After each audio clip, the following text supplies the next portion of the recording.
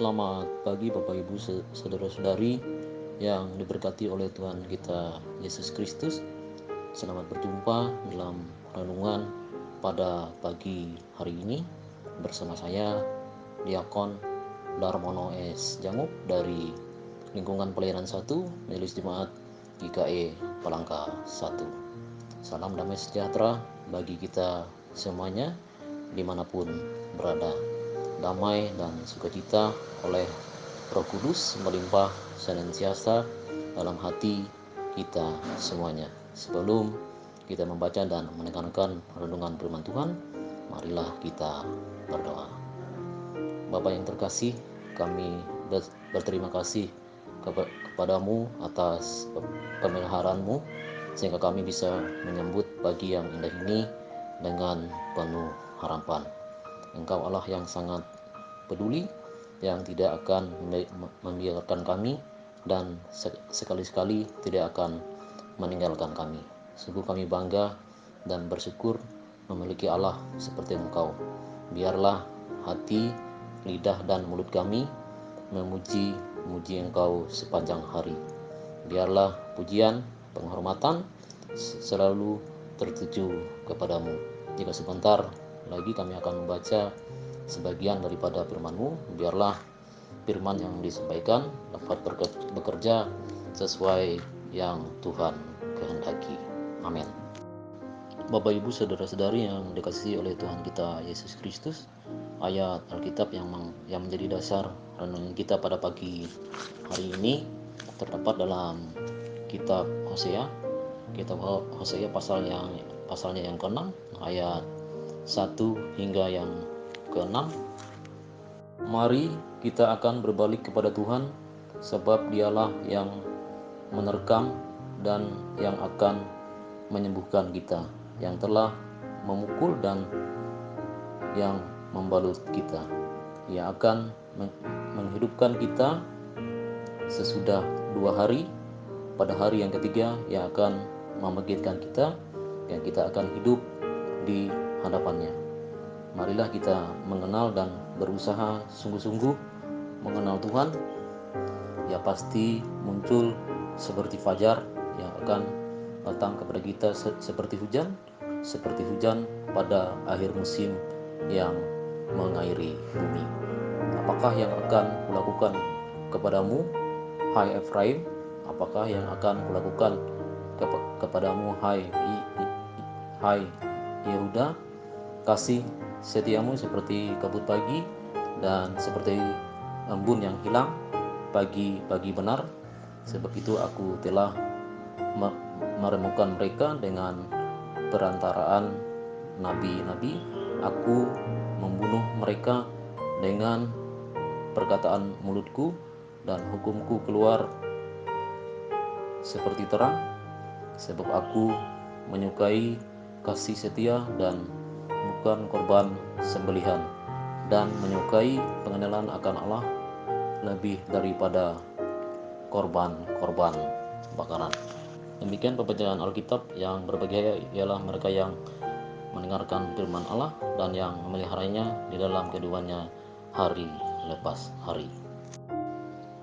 Bapak Ibu saudara-saudari yang dikasihi oleh Tuhan kita Yesus Kristus, renungan kita pada pagi hari ini ditulis oleh Vikaris Iis Yokensi STH yang diberi judul Pengenalan akan Tuhan, Menyadari Panggilan Kita.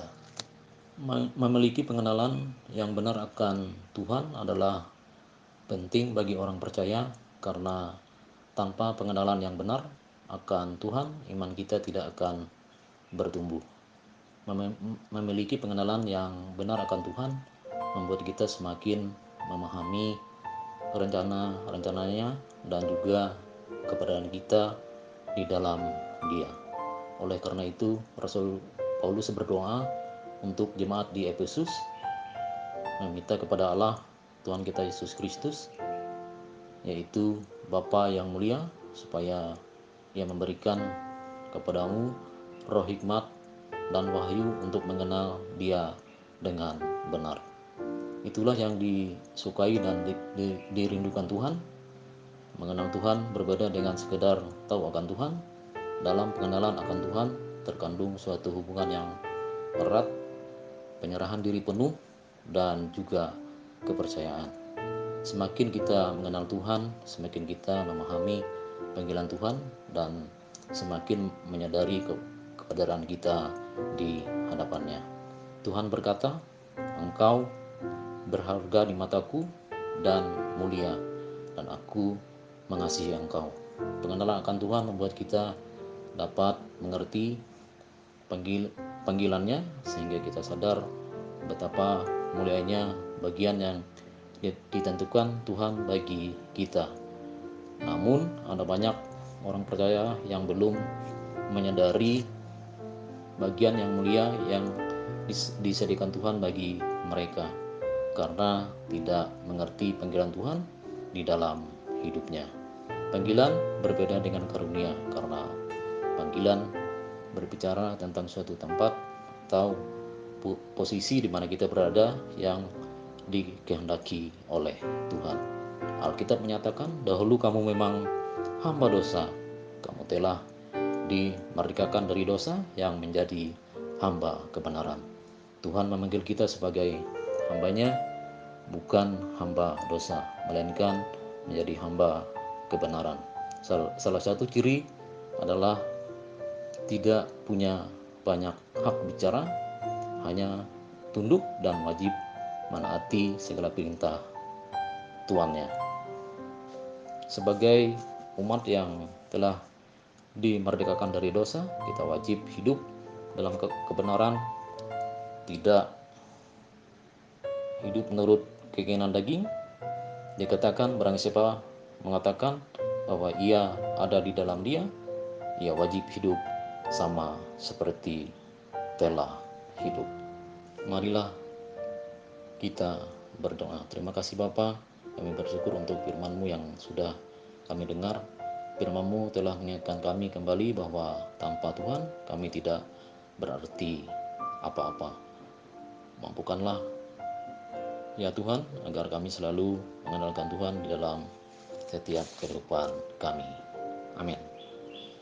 Selamat pagi, salam sehat selalu. Jangan lupa like, komen, subscribe, dan membagikan program pelayanan ini kepada semua orang, agar melalui pelayanan ini Tuhan berkenan menjangkau kita dan menjangkau semua umat.